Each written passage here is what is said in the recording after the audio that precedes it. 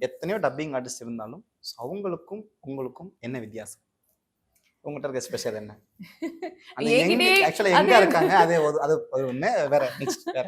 என்கிட்டயே கேக்குறீங்களா? அத உங்ககிட்ட நீங்க கேக்குறேன். மத்தவங்க கிட்ட தானே கேட்கணும். உங்ககிட்ட நீங்க ஸ்பெஷலா பார்த்தது, எனக்கு இதெல்லாம் ஸ்பெஷலா வரும் ம். அப்படின்றது உங்களுக்கு தோணியிருக்குல்ல? மத்தவங்களோட நான் இத நல்லா பண்ணிருவேங்க அப்படின்னு ஒரு விஷயம் இருக்கும்ல உங்களுக்கு? ஆம், நம்ம வந்து சஞ்சய் ராமசாமி சொன்ன மாரி தான்.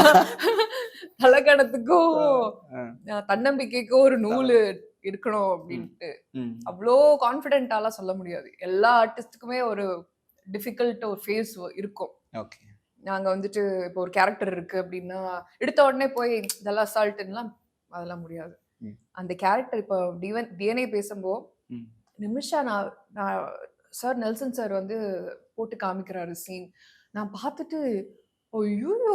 இத ம். நான் எப்படி பேச போறேன்னு எனக்கு தெரியலையே!" அப்படின்ட்டு தான் இருந்தது எனக்கு டென்ஷனா. அ, பட் அது பேச, பேச, பேச, பேச அது முடிச்சுட்டு பார்க்கும்போது நானா பேசினேன் அப்படின்ற மாரி தான் இருந்துச்சு. ம். ஸோ என்னால முடியும். நான் தான் பண்ணுவேன் அப்படின்னு நினைக்கவே முடியாது. எப்பவுமே நம்ம ஒரு லேர்னர்.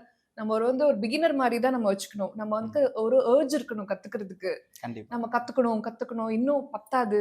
இன்னும் நம்ம டெவலப் ஆகணும், குரோ ஆகணும்னு நெனச்சா தான், ம். நம்மளால இன்னும் நெறைய விஷயங்கள் கத்துக்க முடியும், தெரிஞ்சுக்க முடியும். என்னால இத செஞ்சுருவேன்ட்டு யாராலயுமே சொல்ல முடியாது.